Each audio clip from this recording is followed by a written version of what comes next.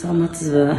Осы неге қарап жүрген, қара көрініп, емделіп жүрген оқырмандар, осы қарап Жәнібек Сәбитовичке келіп жүр, осы емделіп жүрген адамдарға айтарым, осы неге келгеніңізге, емделгендеріңізге еш өкінбейміз. Осы баламыз келген кезде дым білмейді еді, даже сөйлеп те білмейді еді.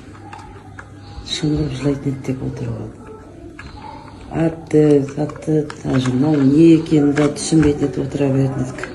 Содан жайлап осы қатты насып, осыған емін алғалы, шүкір Аллаға, бірінші курста кішкене өзіне келіп бастады, одан екінші курсында сөйлеп бастадық, үшінші курста қазір Құдайға шүкір бәрі сәтті түсінеді, сөйлейді, еш несі жоқ.